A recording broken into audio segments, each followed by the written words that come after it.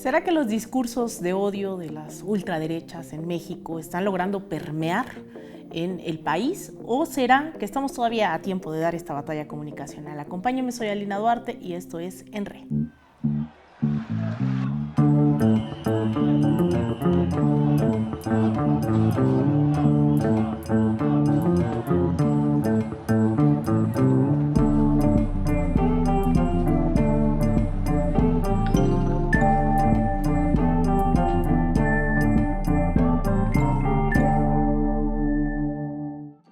Hola, ¿qué tal amigos, amigas de En Re? Nuevamente estamos en una nueva transmisión y el día de hoy estoy muy feliz porque estaremos abordando muchos temas que solemos tratar en esta mesa. Mandamos un saludo a Azul Alzaga, a Oscar Camacho, que no nos pudieron acompañar el día de hoy, pero sin duda estoy muy feliz de que hoy nos acompaña una gran compañera, periodista, militante también de las causas, Luisa Cantú. Luisa, gracias por estar aquí con nosotras. Estoy muy honrada, muchísimas gracias, Alina. No sé qué voy a decir porque normalmente digo lo que dijo Alina. Sí, suscribo, tiene por razón dos. en todo. Exacto, por dos, retweet.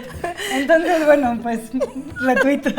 Desde ella. Gracias por la invitación. Sí. No, Luisa, pues un gusto. Tú has estado, para quienes no la conozcan, sobre todo también allá en España, que nos están viendo, pues Luisa ha sido una gran compañera que has estado ya en el periodismo muchísimos años, pero también te has vuelto ese rostro de un nuevo periodismo de mujeres, jóvenes, pero también los medios públicos. Y hemos visto en los últimos años una recomposición de la que hemos hablado mucho en este programa, que es un punto de quiebre en el 2018. Hay sí un efecto de la mañanera, pero sobre todo hay un nuevo debate que se da dentro de la población en este país, más allá del presidente. Hay una crisis, creo yo, dentro de los medios de comunicación que estaban acostumbradísimos a que no se les interpelara, a que no se les cuestionara, a que no se dudara, ¿no? Estas llamadas, incluso el caso Ayotzinapa, que es muy simbólico, esta verdad histórica, ¿no? Que es construida básicamente a través de los medios de comunicación, del Poder Judicial. Y hoy nos enfrentamos a una audiencia cada vez más exigente que hace un tanto a un lado, no del todo, porque también no hay que caer en que ya nadie ve la televisión en este país, ¿no? Eso tampoco es verdad, pero es una audiencia que cada vez se informa, que exige, que sí ve muchos y muchas de ellas la mañanera.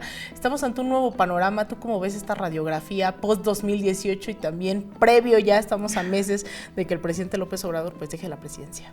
Sí, pues coincido mucho en lo que dices de que estábamos muy mal acostumbrados como medios de comunicación a no tener ningún tipo de retroalimentación de las audiencias. Pasaba creo que por dos cosas. Uno, no había la presencia de tantas personas mexicanas en las redes sociales, como que hemos ido llegando a, sobre todo las que tienen una comunicación horizontal. Pues en realidad esto tiene como 10 años, ¿no? Que empezaron a crearse y a socializarse, digamos, ¿no? Nuestra presencia como audiencias ahí y como que saber que eso era una herramienta para reclamar, para protestar, para hacer presión contra los medios de comunicación. Y el cambio de plataformas, porque claro, o sea, siempre se les ha interpelado, solo no se enteraban porque a través de qué. Claro, no había un chat ahí en la televisión. Y ahora lo hay en vivo, porque incluso las televisoras han tenido que hacerse multimedia y en los chats hay una especie de referéndum, ¿no? De lo que está pasando en la pantalla, ¿no? Hay muchas conductoras y conductores, tú lo sabes, nos metemos como para ver cómo nos fue. Y creo que eso también ha elevado el costo para las personas que tienen un micrófono, una pluma o que están frente a una pantalla, porque ya no es lo mismo solo salir a decir cosas y que no pase nada en tu día que salir a decir cosas y sentir que hay consecuencia. Siempre la hubo, insisto, pero ahora lo ves de primera mano. Entonces creo que eso es algo muy positivo que pasó y este sexenio obviamente exponenció la dinámica. Uno, porque llamó a la ciudadanía a politizarse, mal dicho polarizado, porque quién sabe qué significa eso, pero sí a politizarse, a participar. Y también, como dices, empezaron a haber contrastes a lo que veíamos de forma única en los medios corporativos, porque hay una mañanera desde donde se presenta la información sin el filtro editorial de un medio, sino con los datos que el gobierno está presentando. Antes un poco estaban sujetos al favor de la cobertura, por eso trataban también a los medios, ¿no? Es trátame bien y entonces yo te trato bien. Ahora no necesitas eso, no necesitas que te cubran de una forma u otra porque tú lo presentas con una audiencia además que ya quisiera cualquier gran televisora. O youtuber, ¿no? Porque ahora vimos que es de los principales, no solamente presidentes con resonancia, sino además en el habla hispana, hasta estaban viendo si le daban un premio, ¿no? Andrés Manuel, por ser uno de los principales. Pero además entraba como en esta lógica, ¿no? De los youtubers, los que tienen más streaming. Streamer, pues es que sí streamea todos los días y habla por 3 horas. O sea, ya quisiera cualquiera con todo el entrenamiento y callo. Ni el Chicharito jugando sus juegos ahí de 8 horas. No, claro. La verdad es que sí creo que es una dinámica que ha sido muy luminosa para la ciudadanía. Y también ha forzado a los medios de comunicación a cambiar a las personas, tanto en sus equipos editoriales como frente a la pantalla. Aún así creo que nos falta muchísimo, ¿no? O sea, las personas que hacemos curaduría editorial, incluso en los medios públicos, en los medios privados ni se diga, pero que llegamos, creo, a los puestos, digamos, élite, que es la conducción, porque es como lo que se pelea muchísimo. Tenemos contextos muy similares, ¿no? Tú y yo tenemos perfiles, contextos muy similares, la mayoría de los conductores y de las conductoras, y eso inevitablemente es un sesgo también. O sea, yo con mi contexto mensa de aquí, la Ciudad de México, pues difícilmente voy a ver las cosas que sí vería una mujer en otro contexto, en otro estado de la República, o una mujer trans, ¿no?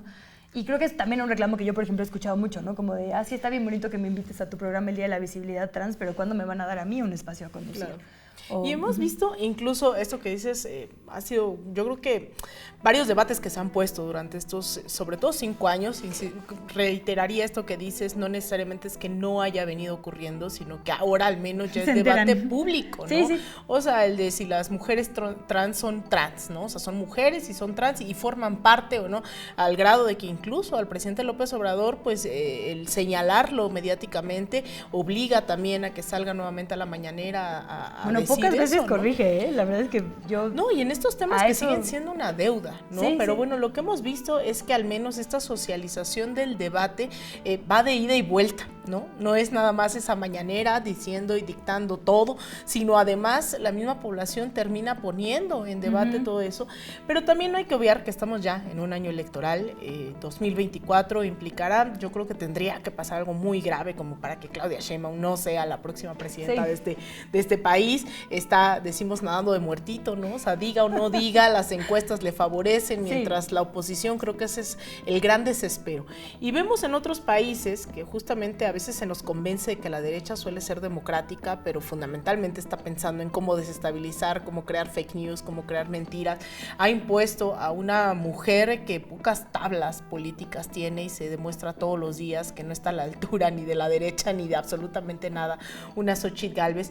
Pero también vemos que los medios de comunicación están tratando, o esa es mi lectura, de rearticularse en estos últimos días en torno a cuestiones muy específicas que le han hecho afrenta a esta cuarta transformación, sea en torno al Poder Judicial, sea en torno a la candidatura presidencial. Hay una rearticulación ahí donde las narrativas, pues evidentemente importan, ¿no? Y una de ellas, creo, es la misoginia con la que han pues ido avanzando poco a poco, en donde a Claudia Sheinbaum sí la creó el presidente y entonces no tiene nada que ofrecer, pero cuando se dice que grandes empresarios, oligarquías, que se demuestra que le llevan la campaña prácticamente, han impuesto a una mujer, que también es producto de la lucha feminista, ¿no? El hecho de que sean 2 mujeres hoy también habla en un país sumamente machista como México, pues habla de esa contradicción. Yo creo que han sido expertos en demostrar eso. ¿Tú cómo ves a la derecha actuando en esta batalla que no logra ganar en los últimos años en estas narrativas? Pues creo que es muy importante lo que dices de qué mujeres son producto de la lucha feminista y cuáles son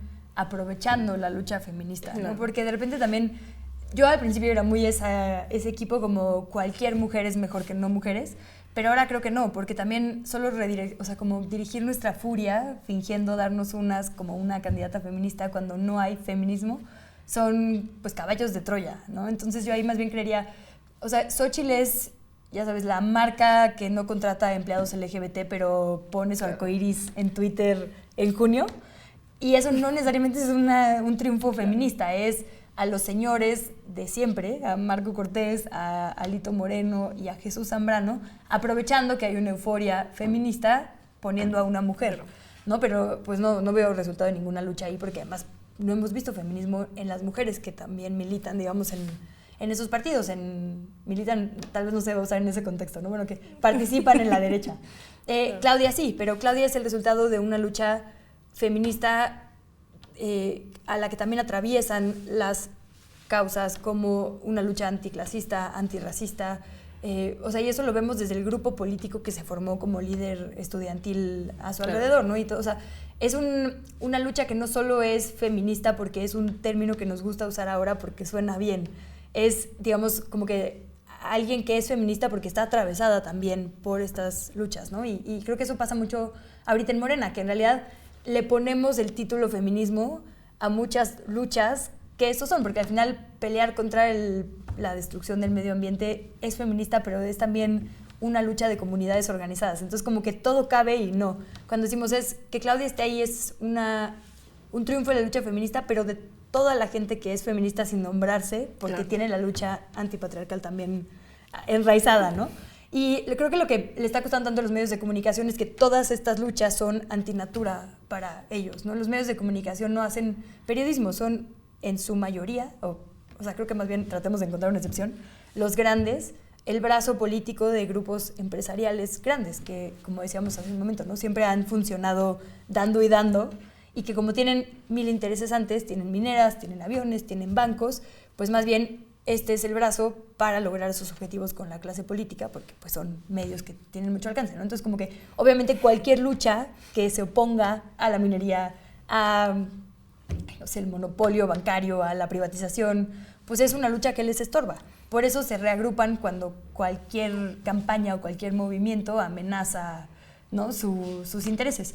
Y creo que es muy interesante que ni siquiera creo que se estén dando cuenta de cómo se meten en la misma bolsa, o sea, como que lo que los une, pues, no es, y han tratado de hacerlo ver así, la institucionalidad, la democracia, la libertad, y solitos con todas sus acciones, digamos, demuestran lo contrario, ¿no? O sea, ahora que en esta semana, y para quienes nos acompañen en España, pues quizá puedan ver ese reflejo, España amaneció el 2024 con un editorial muy interesante en El País, que después yo vi retomado en La Base, el podcast de Pablo Iglesias, de cómo los grupos de derecha mediáticos, sus exdirectores habían formado a su vez periódicos porque se dieron cuenta de cuánto de interés, más bien cómo funcionan para sus intereses. Creo que aquí pasó lo mismo. Marco Cortés, Alito, Jesús Zambrano, no es que hayan dividido medios, pero empiezan a cooptar, digamos, diferentes figuras que tienen a su vez proyectos, porque ahora también los conductores de siempre tienen su podcast, tienen su programa, sus editoriales, sus redes, y son pequeños nichitos de interés también a los que se están metiendo, que terminan siendo contraproducentes, porque lo que hace es agruparles en, digamos, como hilo conductor, los intereses contrarios a los públicos. No sé si lo que dije tuvo sentido, ¿no? Pero como que justo no han logrado articular ninguna causa más que las anticausas, ¿no? Y parte de lo que estamos aquí proponiendo, debatiendo todo el tiempo, creo que hay mucha confianza. Estamos a insistir en el año electoral en México, hay elecciones además en Estados Unidos, en Venezuela, ¿no? En varios países en África, o sea, es decir, va a ser un año bastante movidito, regional, globalmente, además de todo lo que estamos viendo todavía en Palestina, la posibilidad de que escale, ¿no? Esto en Medio Oriente, pero también estamos viendo que, y me queda mucho marcado, hablaba con Fernando Buenabad no hace mucho, y él me decía, es que también tenemos que repensar dónde está militando hoy la gente, ¿no? Y esa reflexión me quedó muy marcada porque él decía, sí, durante el siglo XX, XIX hemos visto cómo se milita en sindicatos, cómo se milita también en partidos políticos, en la causa, pero también hay gente hoy militando en los medios de comunicación, ¿no? Y me quedó muy marcado porque creo que mucha gente te sigue, Luisa, ¿no? O sea, el proyecto en donde estés, están ahí como siguiéndote, están siguiendo, digamos, a personas que no necesariamente estamos representando popularmente en la administración pública o en un cargo, ¿no? Pero creo que en el periodismo hoy en México ha sido un poco más visible durante estos últimos años cómo es que la gente encuentra también esos espacios de reflexión, de empatía, ¿no? Y me preocupa mucho ver que hay gente que se confía. No sé si tú tendrás la misma lectura, que creen que ganar el gobierno es ganar el poder y que se ven reflejados en un López Obrador, que creen que seguramente, ¿no? Muchos de esos, y es a lo que le apuesta, creo yo, Claudia Sheinbaum, a la continuidad de un proyecto y que creen que eso es suficiente. Y a la par vemos que hubo muchos gobiernos progresistas en América Latina durante los últimos 20 años que gobernaron bien, además, que sacaron a millones de la pobreza. Tuvimos aquí a Gabriela Rivadeneira, recientemente expresidenta de la Asamblea en Ecuador. Ella nos decía, en esos gobiernos se sacaron a más de 30 millones de la pobreza, ¿no? O sea, claro que hubo un cambio y aún así, en esos gobiernos, después de esos buenos gobiernos, hubo golpes de Estado, hubo desestabilizaciones, está llegando un Javier Milei, quisiéramos tal vez pensar que por un golpe de Estado, pero llega por la vía el propio Daniel electoral. Noboa, ahora que ponías el ejemplo de Ecuador, ¿no? Claro. Sí. ¿Qué está pasando ahí? Pues lo que dices, la izquierda se confía y creo que a veces peca de soberbia. O sea, creo que si algo tenemos muy detectado es que la comunicación importa, ¿no? Es que cada palabra le llega a la gente de una forma distinta según dónde la acomodes o cómo la pronuncies. Y creo que la izquierda cree que justo, y sobre todo aquí en México, yo lo he visto en los debates, en los parlamentos abiertos por las reformas, en los debates que organizamos en los medios de comunicación, como que creen que por haber leído, ¿no?, todos los autores que te puedas imaginar y sentarte en una mesa a escupirlos eres la verdadera izquierda. Y lo digo pensando, por ejemplo, en la reforma energética, ¿no? Que claro. Gente increíble, pero que se sentaba a decir cosas que yo decía, yo conducía, yo lo había estudiado, pues, ¿no? O sea, ¿qué estoy diciendo?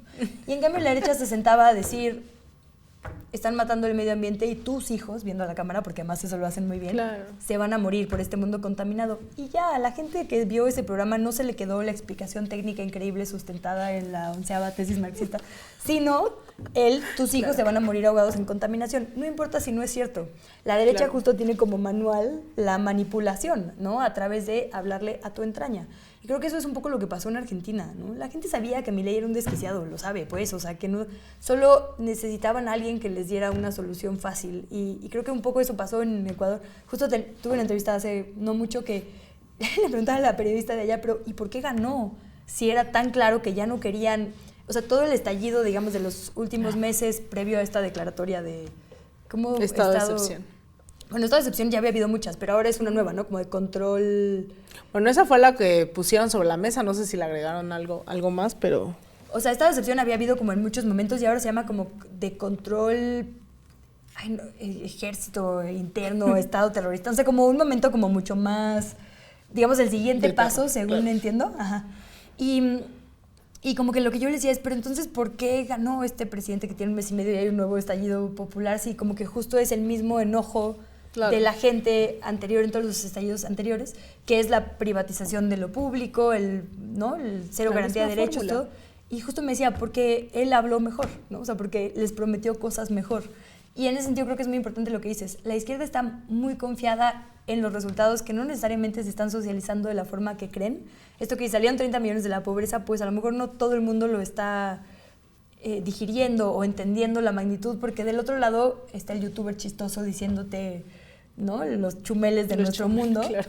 Sí, entonces creo que sí se han hecho esfuerzos, tú eres un ejemplo viviente, digamos, por bajar a territorio mortal mucha de esta teoría y, digamos, mucha de esta escuela importante para politizarnos, pero en general creo que, sobre todo desde la administración pública, porque tampoco podemos hablar de poderes de izquierda, es como, claro. No hay, como si hay poderes empresariales, ¿qué poder de izquierda? Pues los horizontales, ¿no? Los que se organizan, claro. Pero no es como que ellos buscan que tengan medios. Entonces creo que lo que nos ha faltado mucho es pedagogía comunicacional, o sea, como esfuerzos, no tanto por vernos súper inteligentes y súper de izquierda, claro. Sino por contrarrestar de forma práctica y útil el discurso. Y eso terminará permeando también, creo, en cuánto se convenza a la gente o no de lo que le está proponiendo, por ejemplo, la candidata de izquierda de nuestro país, que es Claudia Sheinbaum. Pero sí, no sé si es confianza o, insisto, un poco de soberbia, o al menos es lo que yo he visto en los debates, como gente muy inteligente, muy articulada, pero que no es necesariamente lo que más le transmite a gente, que de por sí está desesperada, porque tampoco es que en un sexenio se hayan transformado al 100% todas las cosas que necesitamos que se transformen. Todavía hay pobreza, todavía hay mucha violencia, todavía hay cosas que, claro, no se van a resolver de la noche a la mañana, pero que la gente siente todos los días en el estómago y en el corazón, y cuando tus hijos se van de casa, ¿no? Y si alguien usa eso para manipularte y la izquierda no lo contrarresta, pues es lo que pasa en las boletas, ¿no? Entonces, creería que tendríamos que estar haciendo esfuerzos más grandes. Y también para desarticular. Está el libro de Ternuritas que acaba de salir, el de John Ackerman con el laboratorio de Tlatelolco, que es, te voy a explicar cómo funcionan los medios, por qué usan esas palabras, por qué inventan enemigos para que tú no voltees a ver los verdaderos. Como que hasta ahora, creo, estamos aprendiendo a desarticular lo que se nos presenta. Y pareciera que hasta ahora vamos un poco tarde, ¿no? Pienso en esto de, se viene ya, tú todos los días has estado al frente de espacios, de noticieros, de reflexión, de debate. Luisa, ya estamos de cara al 2024, es un país que efectivamente ha sacado a 5 millones de la pobreza en este tiempo, que ha disminuido la brecha de desigualdad, que se han creado oportunidades, ha aumentado el nivel de ingreso familiar. Sí. Es sumamente notorio salir, ¿no?, en este país, y sobre todo cuando con el privilegio que implica a salir de las fronteras y ver que la inflación, que la pandemia pegó en otras dimensiones, en otros países, la propia Argentina, que bueno, ahí es digno de ser cada vez más meticulosos, vemos que en México las cosas sí se transformaron, ¿no? Y aún así, pues yo pondría el acento ya no en eso, porque creo que hemos visto todos esos avances, la disminución, no como quisiéramos, pero disminución de feminicidios, pobreza, el aumento digamos, en el rol del Estado en materia de soberanía energética, alimentaria, programas que a mí me parece que tenemos que seguir analizando, como Sembrando Vida, Jóvenes Construyendo el Futuro, un viro de 180 grados en la política exterior, pero todavía hay muchos pendientes que a mí me dan pendiente, ¿no? El tema de la seguridad, o sea, y sobre todo no en la estrategia que se esté tomando, porque creo que quienes vemos esa transformación también es porque estábamos cansados y cansadas de que la estrategia sea ver al ejército masacrar, ver al ejército, ¿no? O sea, como ese tipo de escenas ha tratado de cambiar, pero también los medios de comunicación, a pesar de este viro del que hablamos, pues siguen teniendo su estructura mediática intacta, no es como que se haya estatizado, se haya expropiado los medios de comunicación. Vemos un poder judicial que ahora, a pesar del ingreso de una nueva magistrada, Lenia Batres, pues sigue teniendo nexos clarísimos, además a la luz de todos, que además también eso no lo sabíamos con tanta claridad, al menos yo y seguramente millones de mexicanos hasta ahora, que vemos en la mañanera también, ¿no? Que los ministros, magistrados, jueces tienen nombre y apellido y están exonerando criminales, o sea, aún están así amparando a Monsanto, pues, o sea, ¿de qué sirve que el gobierno haga toda una pugna contra gigantes por nuestra soberanía y nuestra riqueza cultural si un juez puede revertirlo, ¿no? O sea, o dejar expedientes en el baúl. Entonces, entre los medios de comunicación y el Poder Judicial, así como lo estamos viendo, también digo, más allá de otros factores, de Xóchitl Gálvez y Claudio X González y de Ricardo Salinas, que también el tío Richie, hemos hecho un programa sobre él, buenísimo. ¿Cómo ves los retos para este 2024, post-2024, pasando las elecciones, sin Andrés Manuel, ¿no? ¿Cómo lo miras? Pues creo que sin duda el tiempo sin Andrés Manuel es un como hasta choque emocional para muchas personas, ¿no? Me decía Javier, mi pareja, el otro día, es la primera vez, tiene 43 años, que yo voy a votar sin que esté en la boleta, ¿no? O sea, es como, te preparas, corres una carrera y luego que acaba la metes como, ay, güey. Creo que mucha gente se siente hasta un poco huérfana, ¿no? Como totalmente. Acostumbrados además esto a resistir, a que se robaran la presidencia, es decir, como que mucho de lo que acompañó al presidente fue resistencia a los madrazos de la gente, ¿no? A los madrazos. Y ahora un poco es más bien esa época como de calma, reagrupar, reorganizar, ver hacia el frente.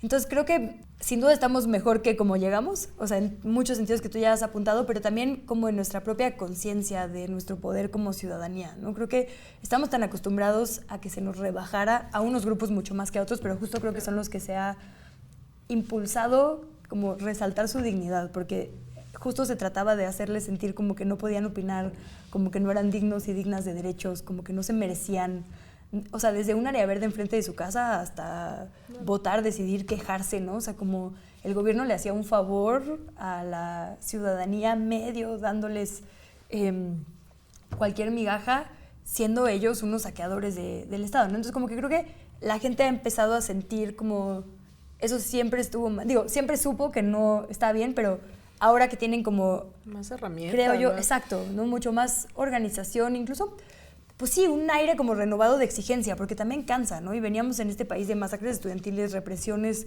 horribles, hasta ahora le podemos decir, ¿no? Una época de contrainsurgencia, pero mucho tiempo no se... Esto que eran secreto a voces hoy son temas de análisis, y como dices, de apertura absoluta. Y hasta de verlos en los medios públicos, ¿no? O sea, es que para mí eso es un punto de quiebre en donde hubo un pacto abiertamente de silencio en el 2011 en este país, donde los medios se negaron rotundamente a contarnos qué es lo que estaba pasando en nuestras latitudes. Y de repente ves en los medios públicos con una agenda sobre la violencia, sobre cómo reconstruir el Estado, qué implica el estado de bienestar, sobre la comunidad LGBTIQ+, sobre... O sea, es decir, también eso ha aportado a un debate y que también eso exige más a la derecha, porque la ciudadanía, así como le reclama a la derecha, también le reclama a los propios funcionarios que se asumen de la Cuarta Transformación. Y yo creo que hay que aplaudirlo. Digo, claro. Es horrible trabajar en medio público que te madren, pero qué bueno que suceda. O sea, justo tendríamos que decirles, échalos todos, ¿no? O sea, síganlo haciendo, por esto mismo que dices. Y además creo que justo la responsabilidad que tienen los medios públicos es mucho mayor que la que tiene cualquier otro medio, porque un poco el compromiso es que estamos representando el mosaico de pluralidad que hay en nuestro país. Entonces, en realidad, no es como en cualquier otro medio. Aquí, directamente, si no estoy representando una causa ciudadana, estoy en falta, ¿sabes? O sea, aquí sí, cualquier persona tiene el poder de decir, tú como empleada mía o empleado mío, estás fallando, ¿no? en la labor que significa un medio público, que es un servicio para que la gente tome decisiones. Entonces creo que eso es muy luminoso y muy importante, y yo espero que también sepan, digamos, transformarse ya no solo en una herramienta que contrarreste los discursos que vemos en los medios corporativos, sino como en justo parte de la construcción de nuestra politización y ciudadanía, que sean espacios como de todavía más contacto con el día a día ciudadano, ¿no? Que no solo funcionemos como medio de comunicación, como canales, sino como un sistema verdaderamente desde donde la gente pues un poco aprenda y enseñe, ¿no? O sea, creo que se ha avanzado muchísimo en reconstruir el SPR, ahora se ha hecho un gran esfuerzo por como conjuntar a los como diferentes islas que resistían por su lado y a decir, pues jalemos juntos en la causa que es transformar a lo que había. Y ahora creo que como que esta apertura tiene que ser todavía mayor a más sectores, a lugares más lejanos, ¿no? Como que, insisto, veo como con mucha emoción y mucha esperanza todo lo que podrían hacer los medios públicos, acercarse mucho más, porque ya ha sucedido a radios comunitarias, aprender un poco también de esas técnicas. O sea, yo estoy en los medios públicos, pero me formé en TV Azteca, güey. O sea, perdón, una disculpa todo lo que dije en ese entonces, porque seguramente hay cosas horribles. Y el otro día me lo recordaba, como yo te escuché decir una vez, y es como, güey, sí. Mucha gente que hoy estamos en medios viene de haberse formado en las peores escuelas, porque tampoco es que había tanto antes, ¿no? No había tantos medios independientes, o por lo menos no que conociéramos. Así, o sí, pero sin audiencias también, ¿no? Sobreviviendo apenas, ajá. Y creo que también eso es importante, como bueno, ahora aprendamos otras formas. Digo, ahí vamos, ¿no? Todos construyendo y construyendo, pero habría que acercarnos a quienes siempre hicieron otra cosa en cuanto a comunicación, a narrativas, a luchas, a resistencia. Claro, porque además no solo es la escuela, tú dices, bueno, TV Azteca, ¿no? Yo ahí sí afortunadamente tuve formación castrochavista sí. En el periodismo. Bueno, tú eres una excepción increíble. Pero creo que todavía, aún así, yo veo a muchos compañeros y compañeras en donde cuando insisto en esto del periodismo militante, no es un periodismo militante de un partido, no es un periodismo militante de un presidente, no es un o sea, vaya, no somos vocerías, ¿no? Pero también el desmenuzar, o sea, cuánto trabajo cuesta hablar de la objetividad, de la neutralidad, es decir, no somos objetivos, no somos neutrales, es más bien cómo apelamos, ¿no? A dar cifras, a dar datos, a explicar la realidad, pero todavía creo que dentro también hay un periodismo que aunque se asuma de izquierda, está muy negado, ¿no? A decir, pues sí, yo estoy con la causa, ¿no? Y no lo voy a ocultar. Es que nos metieron eso por años, que además bien chafa, porque como tú dices, o sea, firmamos un pacto y decimos, en realidad lo que se dijo públicamente no fue, ay, es en paro al gobierno. Claro. Lo que se dijo públicamente fue, esta violencia es tóxica para la sociedad, le está haciendo daño a nuestras niñas y a nuestros niños verla, ya no la vamos a cubrir explícitamente porque no somos voceros del narco. Entonces tú escuchas eso y dices, claro, tiene perfecto sentido, bravo medios de comunicación, ¿no? Y creo que eso es lo que pasa en todos los demás ámbitos. O sea, se nos dice una cosa, se vende como una cosa, no te van a decir, hay que desmantelar el Estado, te dicen, estoy defendiendo tu libertad individual. Entonces tú dices, claro, eso tiene todo el sentido del mundo, ¿no? Dios mío, y en ese tono acabo de escuchar, o sea, es que eso no es del pasado, ¿no? O sea, todos los días escuchamos eso. Apenas escuchaba yo Radio Fórmula, iba yo en un Uber y de repente escucho que quien está, ¿no?, al frente de la locutora empieza a decir, es que cómo es posible que el gobierno asuma la tarea de administrar una aerolínea, ¿no?, con esto de Mexicana de Aviación. El rol del gobierno, pero además indignadísima, y te transmite esa indignación. El gobierno está no para administrar empresas que seguramente las va a echar a perder, está para generar inversión, pero bueno, a ver cómo nos va, ojalá me equivoque. Y entonces pienso, claro, uno ya no escucha eso, ¿no? Yo no lo escucho. Sí, no, nunca. Pero de repente, ¿a cuánto sigue llegando ese periodismo de la indignación que trastoca? Y que te dicen además neoliberal, que es neutral, ¿no? O sea, es como eso. Nosotros somos, yo no voy a defender al presidente ni me voy a pelear con él, pero no es su rol. O sea, como que por eso quienes abiertamente quisiéramos decir, pues yo sí creo en el periodismo militante y lo que yo hago de hecho es militante, estuvo tan castigado, más bien totalmente, como que midieron tanto aumentarle el costo político a eso para que no sucediera, cuando siempre lo hicieron disfrazado, que ahora cuesta mucho trabajo salir de esas inercias, ¿no? Que te vayan a tachar o que... Pues que te quiten eso, y ¿no? te que, pongan si eres o no periodista. O como en feminista, ¿no? Exacto, tal cual, que caigas del feministómetro. Pues esto es un poco igual. Tenemos mucho miedo a la fundada pública, pero qué bueno. O sea, yo insisto, sé que es horrible decirlo, pero no, eso significa que hay muchísimo poder en las audiencias. Y sí, pues a veces nos toca, bueno, no sé si te ha tocado, a mí me ha tocado ellos. Pero está muy bien. Qué bueno que haya ese poder, qué bueno que esté de ese lado y qué bueno que tengamos miedo de decir las cosas, qué bueno que tengamos que aprender a no decir cosas como la que dijo el presidente el otro día, que no voy a repetir, por supuesto.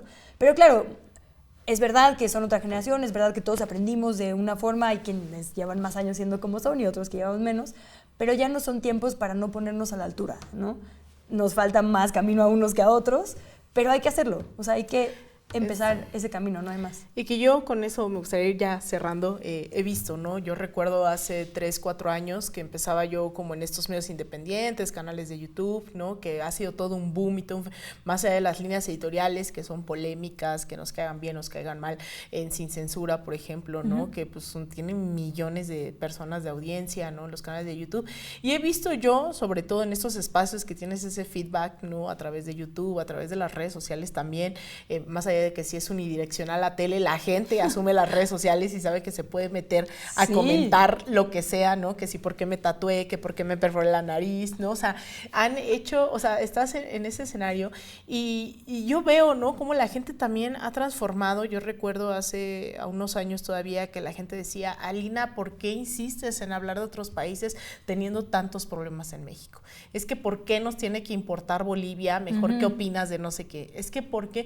Y ahora la gente me siento tan bien cuando me exige esto de Alina, no he visto que hayas hecho ningún programa sobre lo que pasa en África, no he visto, ¿no? O sea, y te presiona, pero yo creo que ese avance se puede sentir. Yo solo esperaría que la audiencia realmente tome en sus manos, ya no solo como audiencia, no solo como simpatizantes seguramente de este proceso que está viviendo en México, o no, pero que milite, ¿no? En las causas, que logremos como audiencia, como sobre todo los medios de comunicación, invitar a dar ese paso, a no solo ser expectantes, sino realmente a transformar en su día a día todo esto. Y yo también ahí sumaría que la verdad es que justo porque es una época de campañas y nos tienen que prometer cosas y hacer proyectos, que el Estado tampoco, o sea, entiendo lo complicado que es decir que el Estado regule los medios de comunicación, porque siempre está el miedo a la censura y por supuesto nadie querría eso, pero una cosa es la línea editorial y otra, por ejemplo, las condiciones laborales, ¿no? O sea, justo que los medios tengan herramientas verdaderamente para que la ciudadanía, como defensoras de audiencias o defensores de audiencias... Que has estado también en ese rol.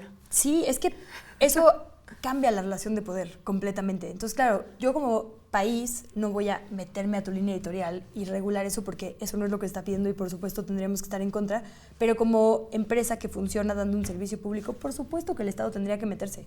Si las periodistas y los periodistas en este país tuviéramos condiciones dignas y no tuviéramos 6 empleos, no nos pagaran 35 pesos por una foto o una nota como en los estados, o sea, si tuviéramos la tranquilidad de que nuestras hijas e hijos van a comer hoy, en la noche, el periodismo de este país sería otro. Y eso sí lo puede regular el Estado, sí le puede exigir a las grandes televisoras, a los grandes medios, para funcionar tienes que cumplir con esto. Y habría mejor periodismo. Para funcionar tienes que tener los mecanismos de audiencia.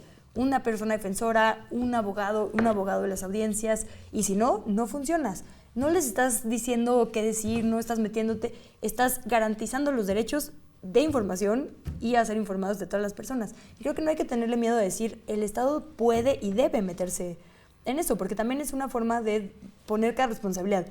La responsabilidad de que haya buenas coberturas, aunque la audiencia ayuda, no debería recaer en nosotras ni en nosotros, ¿no? O sea, como que, claro, aunque ayudemos, cada cosa donde va. Y las empresas que prestan ese servicio tienen que cumplir. Y si no, para eso está el Estado, pues para eso existe el gobierno, ¿no? Y que no son menores, porque además en este país las licitaciones a medios privados son... Claro, y las concesiones 100 veces están usando más que... el espectro público, pues, ¿no? Es como, es una empresa privada, hago lo que quiero.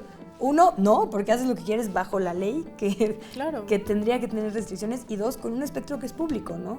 Entonces yo ahí como que siempre digo, no olvidemos que el Estado también, como que a veces es demasiado permisivo diciendo, no, es que yo no me meto porque aquí hay mucha libertad, chingón, manténla. Pero hay otras cosas que sí pueden entrar en regla. Y que también creo que nos hemos limitado mucho en ese debate justo por miedo a ser cancelados, por es que el comunismo ya llegó, ¿no? De retiren licitaciones, de pongan orden, ¿no? Estos desgraciados andan ahí con discursos sumamente homofóbicos, discursos de odio, ¿no? Difundiendo mentiras absolutas, terror, o sea, eso también, yo estoy de acuerdo, querida Luisa, qué bueno que... A ver, nos frenarán juntas, amigas. Sí, en esto estamos canceladas juntas. Aquí, pues, Luisa, muchísimas gracias por estar con gracias a ti, me da mucho nervio, es como estar en un examen, así con alguien que admiro mucho, pero bueno, espero no haber dicho ninguna tontería. Sí, seré mejor. Gracias, Elena linda.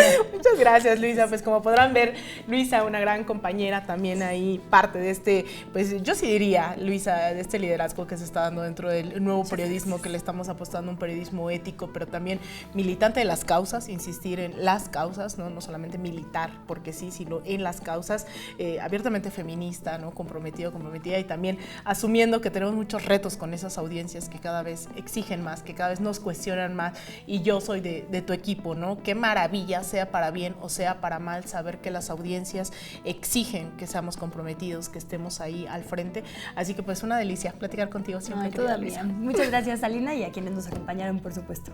Y pues muchas gracias a todas y todos ustedes por acompañarnos una vez más aquí en este programa de En Re. Recuerden que lo pueden seguir a través de Canal Red y de Raíz-Media. No olviden suscribirse y nos vemos la próxima semana.